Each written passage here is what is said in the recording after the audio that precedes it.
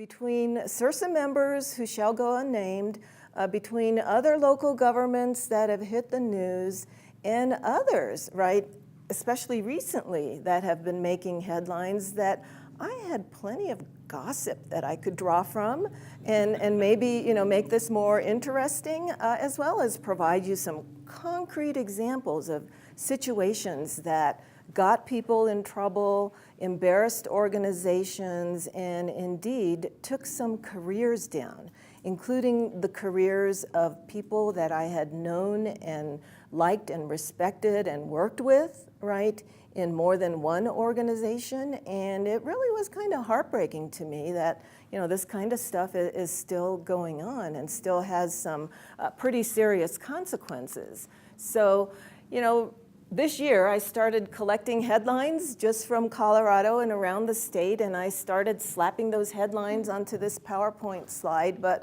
pretty soon it started kind of bulging out like this, and so I had to stop because there's just too much going on out there in terms of harassment-related headlines, including in Colorado. If you kind of peek between headlines, Denver mayor, right? Did anybody read or hear about that? It's still kind of unfolding right now, and because of Denver's unique governmental structure, there's very little that really can be done in terms of what the council's response is.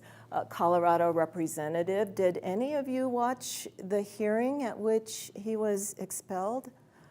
I was riveted. And I actually have an example involving myself and my first job out of law school, which was at CML as a lobbyist / staff attorney. And, I did not speak out then. And now I kind of wonder, right? Did I and others who experienced certain things over at the Capitol kind of contribute to what has been playing out this year, right? Because I didn't speak out. I don't think anybody spoke out back then, right? But things were happening then that are very similar to the things that we're seeing in the headlines now. So let's take a quick look at your own policies because that's important. And I would say that you do have a pretty much state-of-the-art policy when it comes to harassment issues. So the first thing that your policy says is that we prohibit discrimination based upon any of the protected classes, right? So that's kind of where harassment prohibitions really start. And then harassment is defined and described, which is good. If you look at sort of the EEOC pronouncements, they do suggest that things be described so that there's not just this dry legal definition that really, you need to drill down to examples such as written documents, verbal conduct, physical conduct, that kind of thing. And so your policy does a good job of that. And then it calls out sexual harassment separately. And here's why. Harassment based upon any of the protected classifications is equally bad, right? But sexual harassment has an additional dimension in this sense. If you look at any kind of protected category harassment, right, hostile work environment is a logical way for that kind of harassment to play out, right? Jokes, other kinds of conduct that touch upon a protected class becomes so problematic that somebody, has a good reason to come forward with a complaint. That's hostile work environment.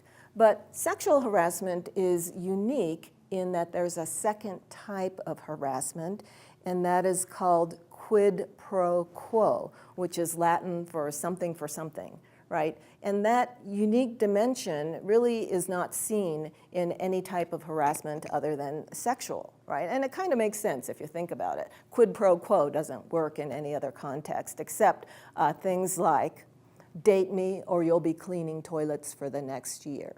That's an actual quote from a case that went all the way to the US Supreme Court. I'm going to pick on various departments today.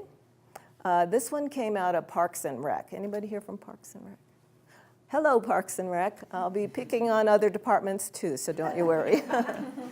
But this involved a supervisor of lifeguards. And that was what he said to one of his lifeguards. Problematic behavior? Yeah, she thought so. And eventually the US Supreme Court agreed, right? It was a strict quid pro quo situation. Date me or, right? And so it was very, very problematic, not only for her, not only for him, but for the entire organization.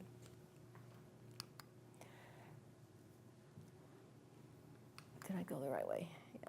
And then there is a complaint procedure, and this is critical for a number of reasons. Number one, obviously, if anybody has concerns, we want to make sure that there are appropriate channels for them to be surfaced up and dealt with appropriately, right? And this is one of those areas where that open door policy is so important.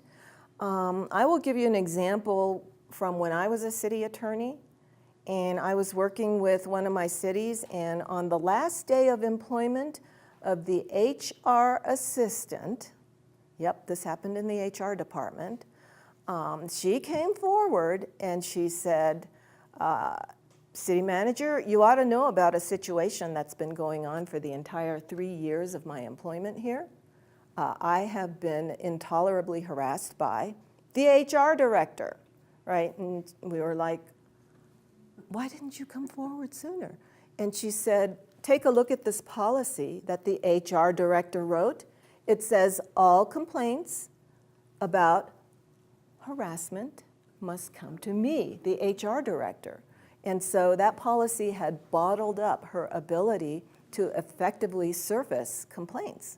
So naturally, it was a problem for everybody concerned, and I will tell you that was an example of a career-ending situation. So your policy is, again, state-of-the-art in that it provides various avenues, right, for surfacing up complaints or concerns, and that's really as it should be. It also has an anti-retaliation statement, right, because people are worried when they bring forward these kinds of concerns that thereafter things will be intolerable in the workplace for other reasons, such as retaliation. And so your policy says we also protect you against retaliation, and that's super, super important. And then I want to quickly touch upon your violence policy, because I'm going to talk a little bit about bullying and intimidation in the workplace, and I feel as though your threats and anti-violence policy does somewhat touch upon that issue. You know, intimidating behaviors, hostile behaviors are prohibited by your anti-violence policy. So a few issues that are relevant about harassment claims, they continue to be alive and well among Colorado municipalities, as well as workplaces around the state and around the nation. One of the interesting things that happened that actually predates the sort of recent barrage of harassment issues that have been hitting the press, the EEOC actually around 2016-ish looked at its prior work and recommendations on harassment issues and asked itself the question, right, are the things that we are recommending in fact effective in dealing with harassment issues? And so they looked at things like policies and made some recommendations around policies. They also looked at training and said, the sort of usual training may not be effective, right? And so they made some training recommendations that you'll see reflected in this hour that we're going to share together. One of the interesting things that they did was they identified the types of workplaces where harassment issues are more likely to surface. And as I scanned this list, I thought to myself, wow, some of these actually sound like municipal government workplaces, right? Homogeneous workplaces, a lack of diversity, right? If you look at some departments, they're kind of notable, right, for a lack of diversity. You know, police, fire, kind of traditionally, right, tend to be male occupations, and so fits that bill, right?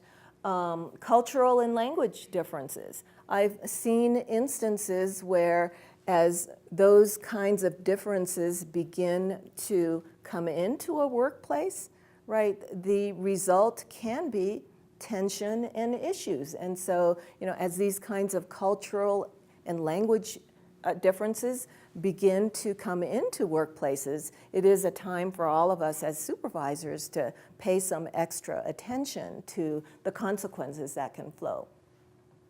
Coarsened social discourse outside the workplace. I don't know, does that happen? I can imagine it happening, right, in some places more than others. Young workforces. Do you have any workforces that are notable for their youth? Parks and Rec? Maybe? Yes, ma'am. Right? Right? Especially among what? The lifeguard group? Right? I always see issues coming out from them. It's because they're young, and somebody pointed out to me at the last training I did, it's also because they're in swimsuits maybe, you know, I mean, you know, let's face it, that may be part of the reality of the situation. So we need to look at those workforces. High-value employees. I think the good example of that would be like Matt Lauer, NBC, right, high-value employee, or Harvey Weinstein, right, the guy who got in so much trouble, very high-value employee, obviously, and so they were considered to be untouchables. Is there an element of that in some municipal workplaces? Possibly. But significant power disparities. That certainly is true in most workplaces, right? Because we've got managers, department heads, supervisors, and others, and so there are power disparities between them. Workplaces that rely on customer service or client satisfaction. Is that our lifeblood as a municipal government? Most certainly, and so it's a factor. Monotonous tasks, low-intensity tasks, maybe not so much, but isolated workplaces. Do you have any isolated workplaces? Parks and Rec, yeah? Yeah, water treatment, wastewater treatment, right? Yeah, I've seen issues surface around isolated workplaces where, you know, there's just not available somebody to keep an eye on things, and so problems break out. I hope this is not true in Gunnison. Are you a workplace that encourages alcohol consumption on the job? Okay, yeah, but restaurants, right? A typical example of that. Demoralized workplaces, right? It's so important that we live by our values, that we reinforce and frankly enforce our values because those are among the factors that can contribute to really a high morale in the workplace or a demoralized workplace. Examples, let's get into a little bit of gossip here. These are actual examples that I have seen and have assisted members in dealing with. The first one I call TWD, or texting while drunk. And this is the scenario that I picture this happening in, right? It's Friday night, and a high-level person in the city is relaxing in his hot tub, with a glass of champagne and his smartphone, and he's like, I'm just gonna text one of the people who works for me. And then the conversation starts to degenerate because it's Friday night, hot tub, and champagne, and who knows what else, right? And so this happened. This happened with a whole laundry list of other behaviors that the employee eventually felt compelled to complain about, right? And it brought a career down. It was one of those situations where I'd known and worked with the person involved, and so it was really kind of sad for me. But seldom does one behavior alone rise to the level of becoming career-ending. most typically, if you see one problem that's being complained about, there's a list of others that accompany that one. And so that's usually what it takes. Seldom do I see. In fact, I don't think I've ever seen, like a single instance of somebody crossing a boundary that results in a career ender. So let's see, overly personal compliments. Do we compliment each other in the workplace? Yeah, we do, right? Nice outfit. I like your new haircut. Is it possible, though, for compliments to get a little too personal? Yeah, my HR director, that was one of the behaviors that was complained about with him, that his compliments to his assistant crossed a boundary, along with a whole bunch of other boundary crossing behaviors. But it was like, when I see you in that red dress that you're wearing today, I know what I'm going to dream about tonight, right? It's like, ew. And so that happened. Let's keep our personal compliments kind of surface level and not too deep. Love letters. Do people write each other love letters in the workplace? I've had a couple of instances where this happened, and it was like, really? You want to create the documentary evidence of all of your conduct here? All right, then. Thanks for making things easy for us, right? But in one instance, there were two employees, one more highly ranked than the other, and the highly ranked employee could see the other employee sort of across the hall in the office and developed a fascination with that employee. And so I saw the email. The email said something like, when I gaze into the deep blue pool of your beautiful eyes, I could drown. TMI, too much? Yeah. Right? I mean, right. It didn't need to be that way. Another one involved a pretty highly placed person in public works. Public works people here? Hey, I know you wouldn't do this. But this public works person developed a fascination with somebody in the police department. Now, if you're going to choose an object for fascination, I would recommend against choosing somebody who wears 30 pounds of weaponry on their belt, right, for one thing. But this person put up with, some uncomfortable interactions for a while, and then got the letter. I actually read the letter. It was handwritten. And the letter said something like, as you know, I myself am a member of Mensa, the high IQ group. I was like, really? Not so much in the emotional IQ department, right? And I must say that as a person of a very high IQ, I find myself to be continually enthralled by the fascinating conversations that I have with you, right? And so I think that was what tipped the person over to say, I cannot deal with this anymore. I'm going to the manager. And so the person did go to the manager. The manager looked into it, right? And indeed saw the letter, shared the letter with me.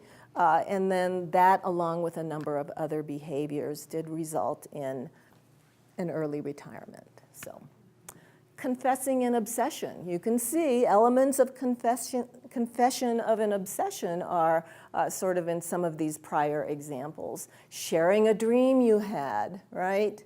If the dream is salacious, keep it to yourself, right? Stalking. You wouldn't think stalking would happen. This was a really odd case, and it actually turned out not to be stalking, but this was a case of a new field supervisor. Any field supervisors here? Okay, none here. So this new field supervisor wanted to start developing a bond with the employees that they were newly supervising. And so this is the tactic that they came up with. I'm just going to follow them around a lot, right? At lunchtime, I'm going to follow them around to where they're, maybe buying a sandwich, and then just stand behind them. And then they're going to turn around, right? You're here again, right?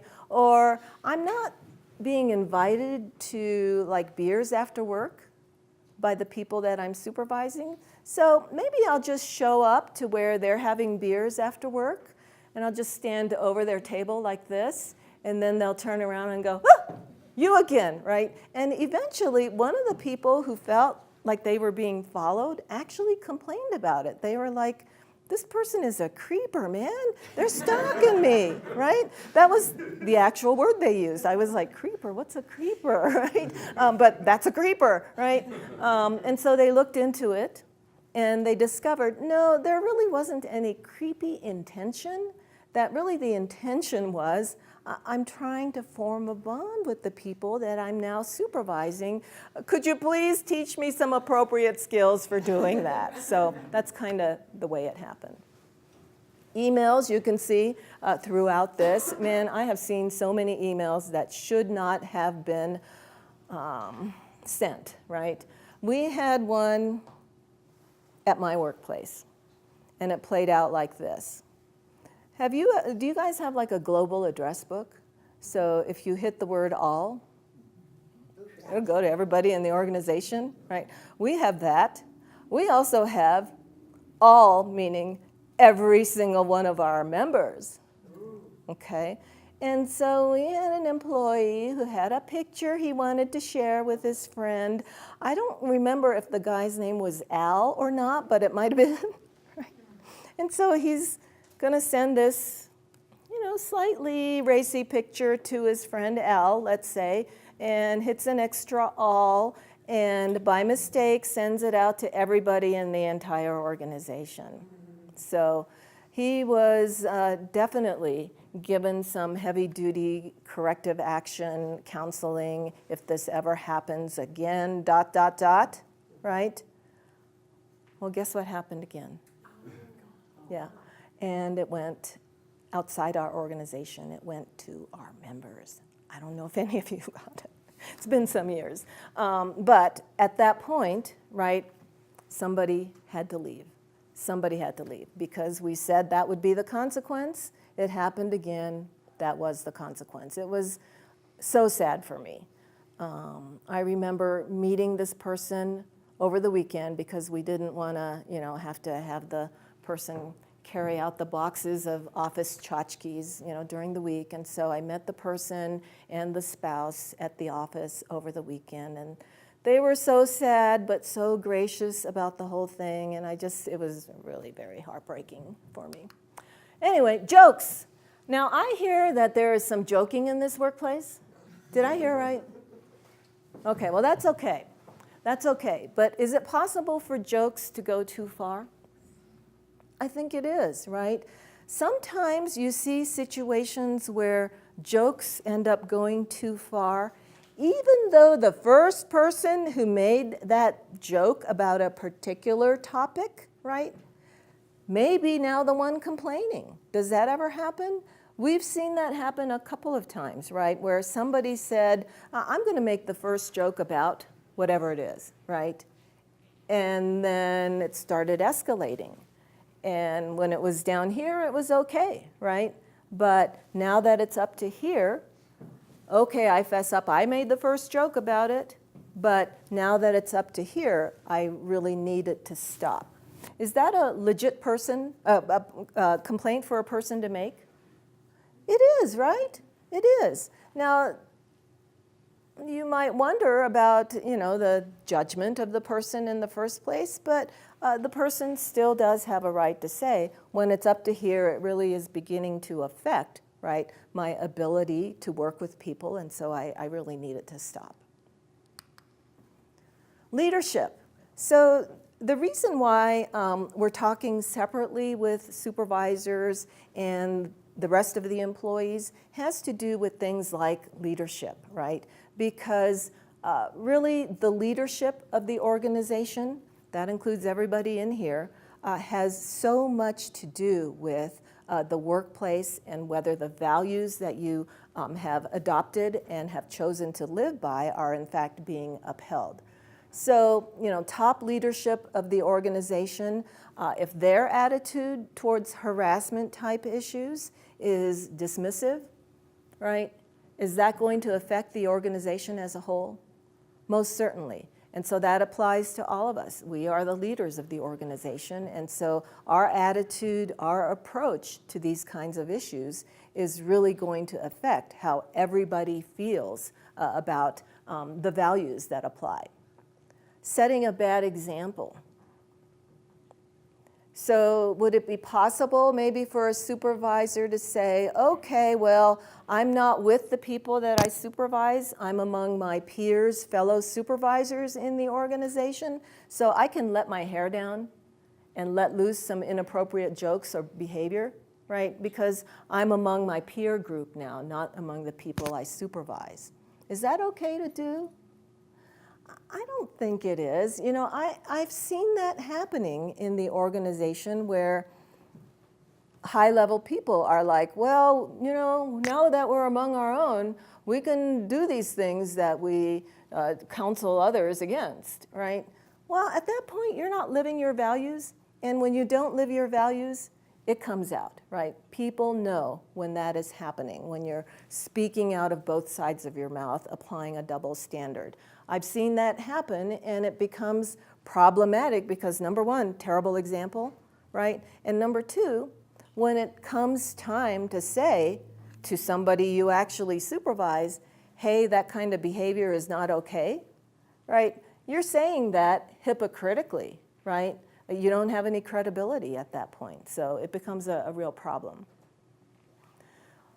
Bullying type behavior, right? Sometimes I see where supervisors who may lack the skill set to have good tools around supervision will use nasty comments, right? Maybe touching upon protected classes to try to intimidate somebody into submission, right? Is that okay?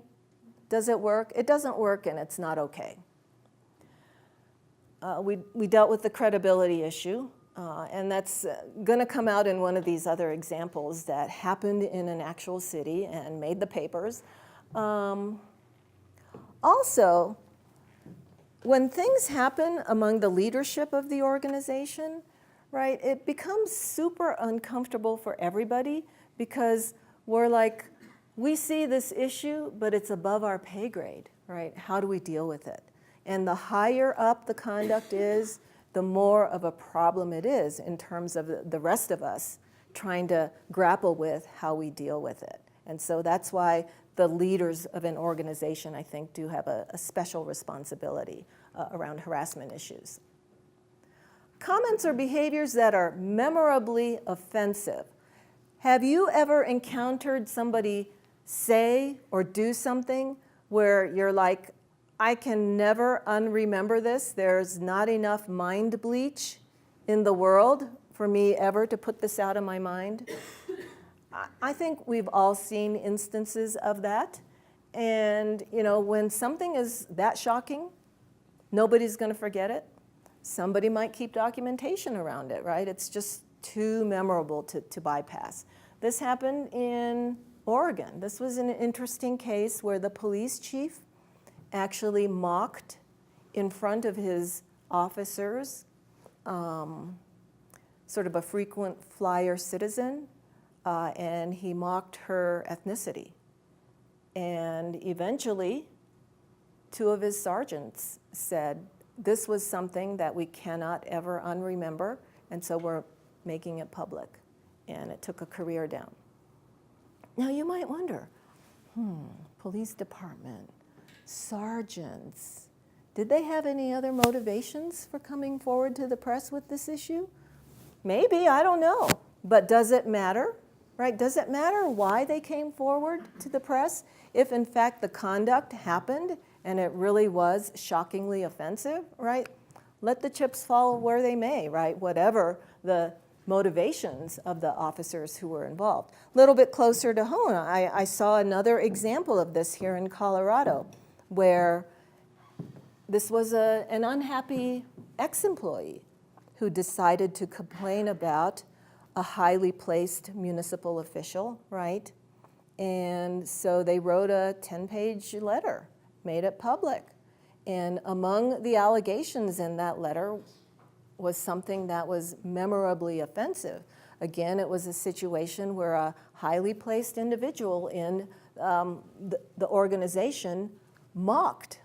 This time it was, I think, a person with developmental disabilities. And so there had been sort of a community meeting with the local group that represented people with developmental disabilities. And then after the meeting, the highly placed individual mocked in front of, right, his or her employees, the people that they had just met with. And it was memorably offensive.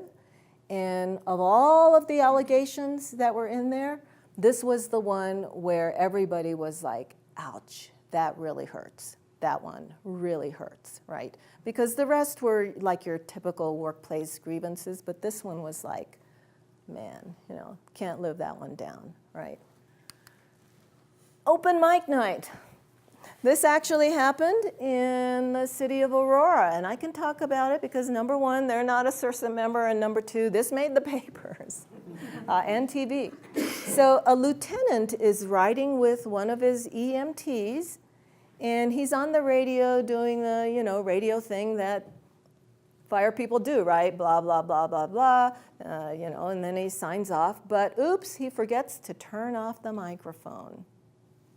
And then he and the EMT that he supervises start talking about another EMT that the lieutenant supervises, a female, and says some really awful things about her.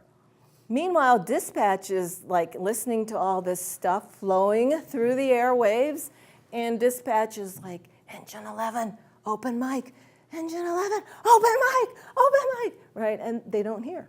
So this conversation keeps on going until finally, right, they realize that this has all gone out into the airwaves for everybody to hear. Female EMT said to 7 News, I'm still embarrassed, right? I feel like I've been treated to a very hostile work environment, right? Now, let's talk for a second about hostile work environment and harassment in relation to the spectrum of conduct that we should be concerned about. I rolled this presentation out last week in another city, and somebody said, well, this is a single incident of somebody who made a stupid human mistake, right? Here's the way I see it. Harassment is way up here, right? It is conduct that is so severe and pervasive that it alters working conditions in a bad way, right? That's harassment, okay? Should we be waiting as supervisors until bad conduct finally hits that level before we do something about it? Is that the way we should be handling these kinds of issues? I say no, right? I say we should be handling appropriately the issues when they're down here, so they never have the chance to get up to here. And so, we're talking about a spectrum of inappropriate behaviors, behaviors that don't belong in the workplace, that will undermine our values and undermine the credibility of a supervisor. And so that's where I would put this conduct, right? Maybe it happened only once, but number one, should we be talking about the private lives of our coworkers in that kind of nasty way, right? What was it? The departmental bicycle? I mean, isn't that just a really mean, cheap shot? It is. And so even if it only happened once, right, it is something that I think is worthy of being dealt with. And then the fact that the supervisor was part of that conversation, I think makes it even more serious, because what is that supervisor's credibility with that particular employee going forward, right? Or with dealing with future problems going forward? Smashed, right? Pretty much stomped into the ground. And so I think it is worthy of dealing with, even though it might have been a single incident and doesn't necessarily, right, hit that legal definition. Open mic night at the sheriff's office. This was kind of funny, I have to say. Another human error. So sheriff's deputy is in the office, and I can talk about this because it's a county. And plus it hit the papers. So the deputy calls a local reporter, leaves a voicemail, hangs up, he thinks, and then proceeds to talk about the physical attributes of that reporter with a coworker. And unbeknownst to him, he hadn't actually hung up the phone. So this was all on her voicemail. Now, if you make that mistake ever yourselves, I would recommend choosing somebody other than a member of the news media, okay? Because she knew exactly what to do, and she did it, right? And so there was some embarrassment there, The sheriff had to apologize for the derogatory comments, and then I would have liked to have been a fly on that wall when he dealt with it with the two deputies. Untouchables. So you saw the sort of workplace conditions and highly placed people. Do we have untouchables in municipal government? I think we do. Our elected officials, right? I call them untouchables in the sense that they're kind of beyond the reach of our own employee policies, right? They're kind of beyond the ability, certainly of us, to take any corrective action, right?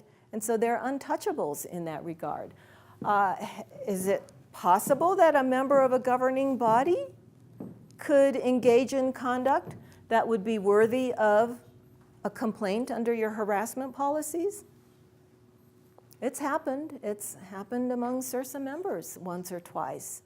And it was an extremely uncomfortable situation where the city manager called me and he said, Tammy, I want you to know what's been going on at council meetings for the past 3 or 4 meetings, and my planning director has finally been fed up to here, and he has come forward to me. What do I do? And it turned out that in this case it was the mayor who thought it was funny to make jokes during council meeting or just take little stray shots at the planning director based upon ethnicity and religion. Do you think that the planning director had a good basis for saying, this needs to stop? I am forced to attend these meetings. I have no choice. I can't speak back to the mayor during these council meetings when this happens. So, manager, I'm putting this on your lap. What are you going to do about it? Russ, what are you going to do about it? You going to call me? Yeah. I probably would call you on that one. Yeah. So, yep, the manager did call me. And so we did devise a plan of action, right? The other uncomfortable thing about elected officials is it's like, we can't do this out in the open, right? Everybody will hear about this internal personnel matter. So how do we deal with this effectively, but not in a way where it ends up making all the papers, right? And so what we ended up doing was opening a claim file, like really, really early, and then we assigned a defense attorney. We assigned one who knew how to effectively yell at a mayor in an executive session. She yelled out some legal advice, right, to the mayor and to the rest of the council about the legal risks that were being created by this conduct and the fact that it really had to be cut short right then and there and never happen again. So that was effective, and it took care of the issue. But you can imagine that it was extremely challenging from everybody's standpoint. It was above all of our pay grades. Or the behavior of somebody else we don't have control over, like a vendor. Is it foreseeable that a vendor might come in and do inappropriate things? Yeah, I've seen it. I've seen it happen. Should you say, well, the vendor is not subject to our personnel policies and therefore I can't do anything about it? Is that an appropriate response for us as supervisors? No, we have to do, right, what we can to deal with the situation in an effective way. You can call the vendor's supervisor, right? Or the company owner and say, hey, this is happening. If it happens anymore, right, it's not acceptable. We're going to have to stop doing business with you, right?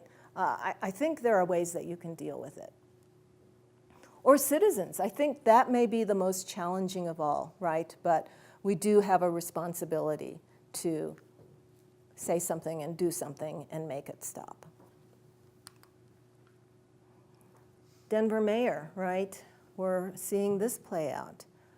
Really unfortunate because given the way Denver is set up, right, it's not like the council has any jurisdiction over the mayor. And so they're doing a lot of self-reflection around how do we deal with this effectively. Nothing is never a good option when you have these situations where untouchables are engaging in inappropriate behaviors. I have seen some policies, and I wonder about sort of the legal effectiveness of this, where a personnel policy adopted by the manager would also reach up and touch upon elected officials, vendors, and others. But to me, it's a good start, right? There's nothing wrong with overreaching in this fashion. My hope is that council rules of conduct, if you have them in place, also touch upon this behavior and say, you know, as peers, as fellow elected officials, we do not tolerate this kind of conduct, and we will do something about it. So I think that kind of dual-pronged approach, right? Address it in your personnel policies, address it in council rules of conduct is probably the best bet. Consequences of harassment. So are there consequences that flow when somebody is engaging in unacceptable behavior? Most definitely, right? Disciplinary action up to and including termination. Potential personal liability, and I'll touch upon your coverage rights through CIRSA in just a moment, and I hope that I will shock and appall you, because it is shocking and appalling. Punitive damages, a possibility, right? Liability not only for the person who is accused, but also potentially for the city, right? If we don't have an effective means in the city of surfacing up complaints and then addressing complaints effectively, right, then the city can have a liability. And so this complaint process serves a dual purpose. One, obviously, we want to hear about these things and do something about them. But it is also a significant legal protection that if we have that policy and we work it, right, diligently, then we are protected as the city from liability. Your damaged goods, does that resonate? Give you an example. At CIRSA some years ago, I sat on an interview panel for the position of claims manager, which was a position I eventually took for a number of years, but I wasn't up at that point. But we interviewed somebody who had come in from an insurance company with amazing credentials. We were very impressed by the resume. Sits down across from us, first words out of his mouth, before we even asked a question. I suppose you've heard about the harassment allegations that were settled against me at my last insurance company. What? Tell us more, right? Yeah. Thank you, next. No, we were like, tell us more, right? We wanted to hear, number one, what was going on, and number two, why he felt prompted to say this, right? I think he felt prompted because he knew he was damaged goods. This had been following him around, and he thought the best thing to do was to put it out there first. Obviously, organizational morale and credibility issues, but the human factor, right? Some of these people, right, that I was working with, I kind of imagined the scenario when they were let go after an investigation and findings were made, right? They pack up their office tchotchkes, they're home at 3 p.m. on a Wednesday. They're greeted at the door by their spouse, who's like, hi, honey, you're home early, right? And having to explain to the family what happened and why, right? to me, just thinking about that really hurts.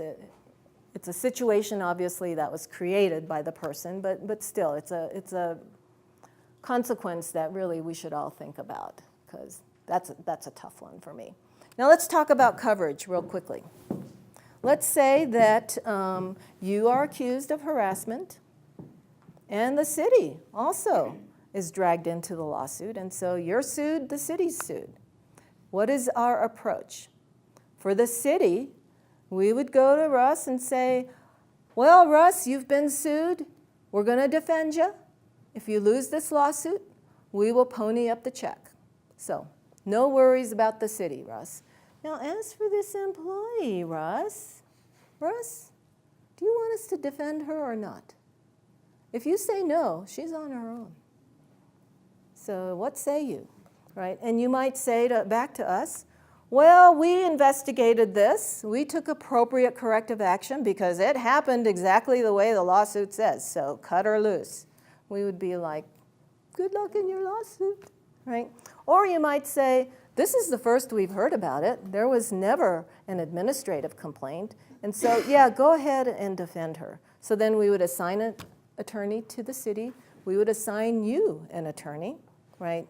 Because most likely we couldn't assign the same attorney, although it's possible. And then let's say we lose the lawsuit. Both ends. You lose, you lose. We would be like, Russ, here's the check on behalf of the city, $1 million, right? We'll pay that up. And then we would look at you and go, I hope you have $1 million in your bank account because we're not paying up that judgment, right? So at best, an employee gets a defense if the city tells us to defend the employee. There is no other coverage where that happens, right? We make the coverage call in every other case, but here the policy says the city makes the call, right? And then we never pay the indemnity, right, the judgment against the employee. Now, this is universal in harassment, molestation type coverages. Back in the 80s, I think it was, this type of coverage got severely curtailed by the industry, and so that's what it is. Dating in the workplace, does this happen? I've seen it happen. I've seen statistics that indicate that many of us do meet our spouses or significant others in the workplace. Does it get us in trouble sometimes? Yeah, got this guy in trouble. He was dating not one, not two, but 3 people in his workplace, right? And eventually his command staff was like, this is creating some severe morale problems, and so we're going to go to the press with it. And so that's what happened there, right?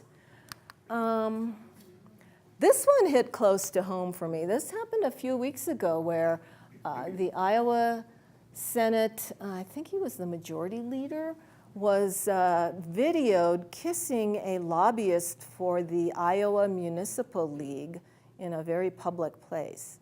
And then the video kind of went viral, and he ended up resigning. Now, I thought of this in terms of my first job as a lawyer, which was lobbyist for CML.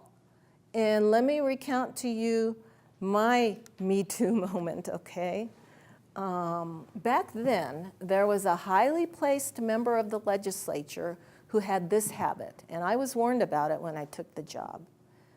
I was told, Tammy, every morning when the legislature is in session, if you need to deal with this particular leader, the first thing you will be expected to do is to hug and kiss this person every morning. It is expected that you do that because you are a young female lobbyist.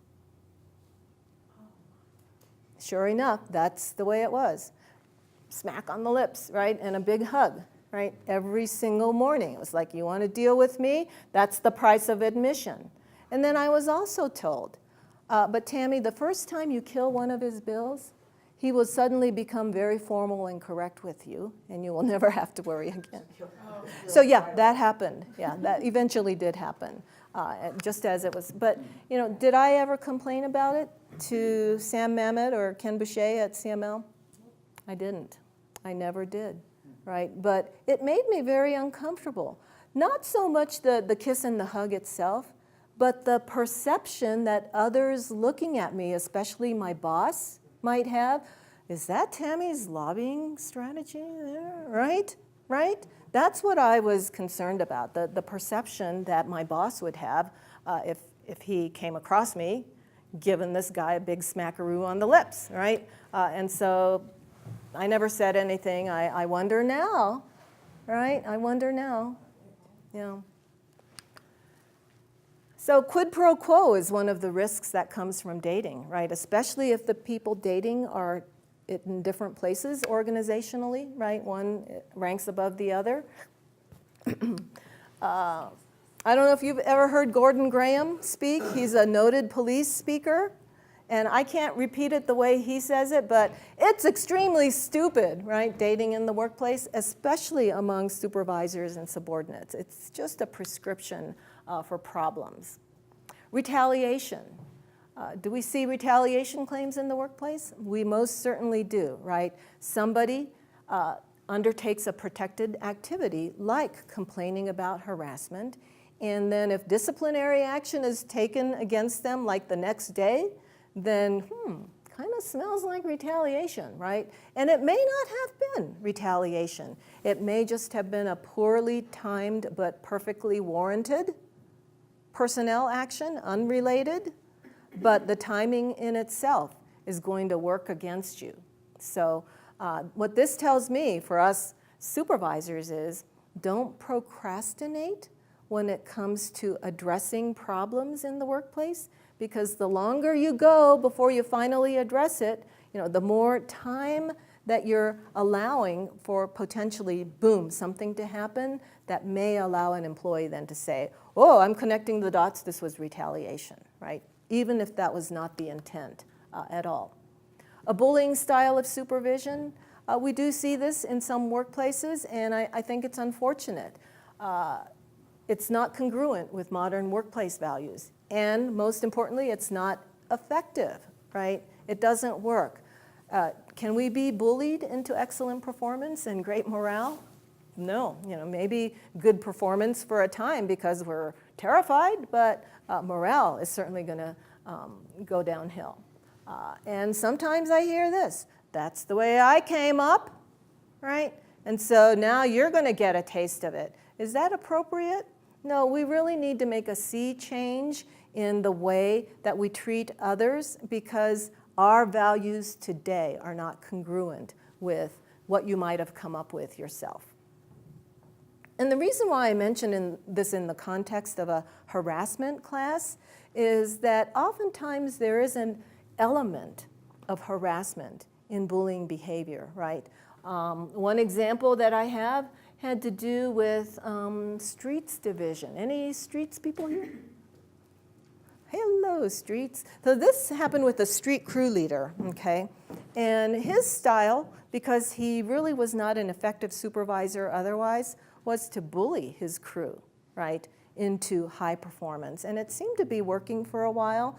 He would say and do things like, yeah, go on over to City Hall. I'm going to watch you walk over to the HR office, and then you'll see what your assignments look like for the next week or two, right? And then he would carry that out, right? He would make people lift and carry buckets of asphalt as opposed to using, right, any tools or equipment that would make that job easier. And so he effectively bullied people into submission for years, until finally one young worker had it up to here, and he said, I don't care, this is my last day, I'm going to HR. And then all of this spilled out, right? And at that point, it became a real problem, because now it had come to light. The employee was actually given a last chance, the supervisor was, to bring his supervisory skills up to par. But did he blow it again? He blew it again. And so career gone, right? Really sad situation. So one thing that taught me was this, that in that case, the crew leader was a good friend of the division head. See any issues arising from that? So number one, I think he trusted his good buddy. Number two, he may not have been keeping an eye on what was going on, right, in the field. And so, right, not staying on top of what's going on in your work unit, I think was one of the causes. And I feel as though there was a responsibility to be borne, not just by the crew leader, but by the division head, who really was not alert to what was happening. So you can see harassment is still a problem among all types of employers, including municipal government. And I would say that as supervisors, we are really the front line in, setting and reinforcing values and then enforcing the values whenever necessary. And so we really need to be alert to issues. We need to address them when they're down here, not when they get up to here.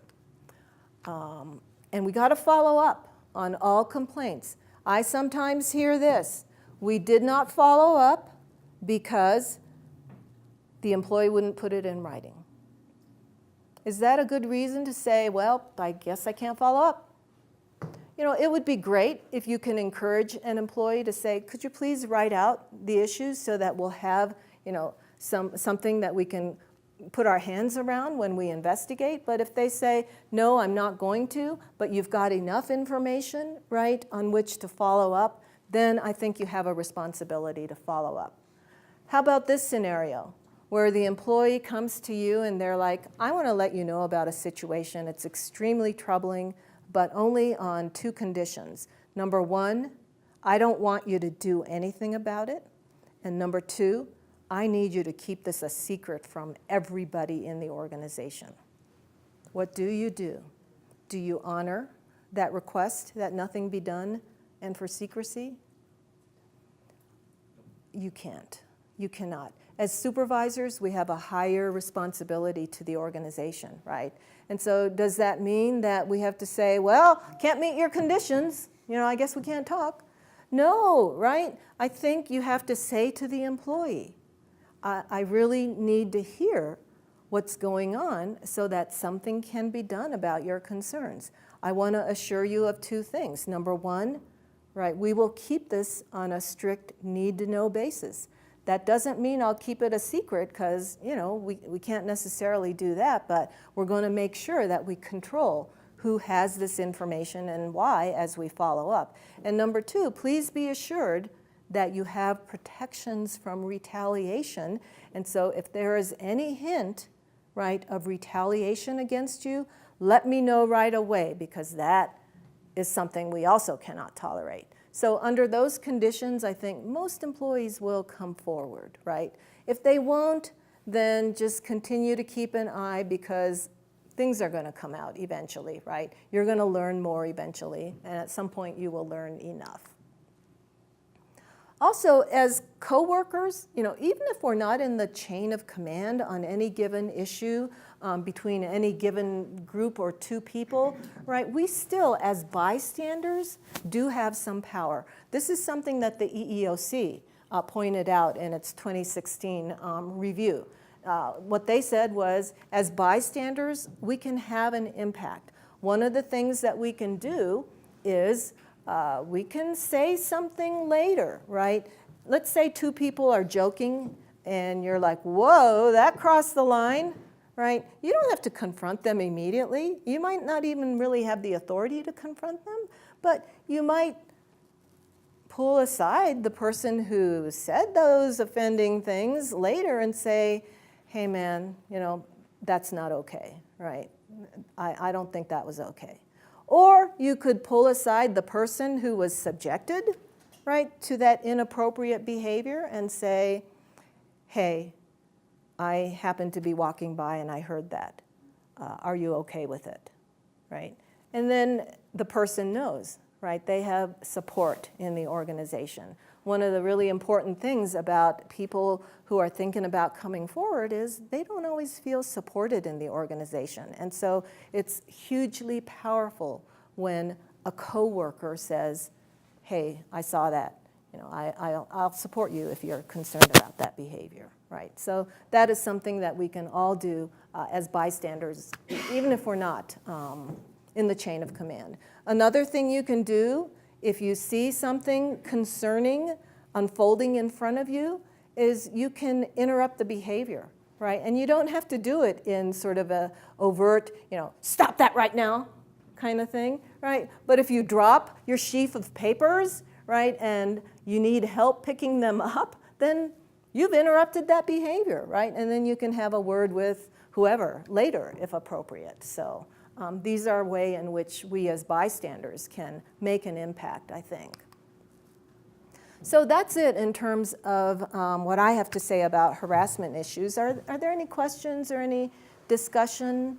Did anything I say kind of make you go, really? You're not in the real world, Tammy, right? And I should say this, that we can think about harassment prohibitions in different ways. One of the ways in which some people think of them is, oh, this is more political correctness in the workplace, right? I think of harassment prohibitions as being about power, right? In the first instance, somebody does something out of line because they can, right? Because they have the power to do that. But as soon as that behavior happens, right, and it is received by somebody, then I say there is a power transfer that has also happened, right? Because now the person on the receiving end has the power, potentially the power over your career, right? They're like, thanks for the hand grenade, right? Should I lob it back now? Or should I wait till I have a big handful of hand grenades? And then I'll lob them all back and really wreck your career, right? So to me, it's about power. Whatever you think about power and its uses, we have to respect the power of somebody to wreck our careers, right? And so staying away from these behaviors for that reason alone, I think, is a good enough reason. I think there are many other good reasons, of course. Yes? You talked about the untouchables. Yeah. How do you deal with social media? Yeah. So give me a hypothetical. Oh, there's a Facebook page that's saying the public works director and the street department person are a bunch of schleps. Yeah. And they're old and they don't get the work done, et cetera, Yeah. et cetera, et cetera. Yeah. And I don't know if that's the exact example, but that's Yeah. one. Yeah, certainly that happens, right?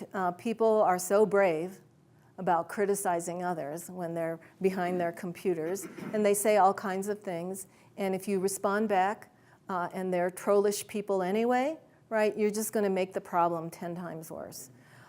When it comes to social media, I say don't even go to those pages where work-related discussions could be, wrecking your non-work part of your day, right? Just don't even go there. Because we really have to have a thick skin around social media interactions because there's so little control that we have over them. We might not even know who really said it, right? And if we respond back, if we try to clap back, right, we might see it get 10 times worse right then and there because that's kind of the nature of social media. So, I pretty much block anything that is work-related from my social media. Right? If I know that I belong to a group where there's a coworker there, I block that coworker. I don't have my work affiliation on any of my social media except LinkedIn, right? Because I don't want to see it. I might see it, it's going to upset me, and I have no power to do anything about it. Now, if it's an elected official doing that, because I have seen that too, then I think a word with them might be appropriate, right? In terms of sort of their leadership responsibilities and the power and the perceived power, right, that their words have in terms of workplace morale issues. So if it's somebody connected with the city, I think that there is an ability to, say something, do something. But if it's the general public, try to ignore it. Try not to be subjected to it, I think, is the best advice. Is that adequate? No, I think that's a Yeah, appropriate answer. yeah, okay. Other questions or discussion? I know we're past our time at this point, so. Well, I really thank you for your kind attention. If you have any questions later on, please pass them on, and I'll be happy to participate in trying to answer them. So thank you all very much. Thank you.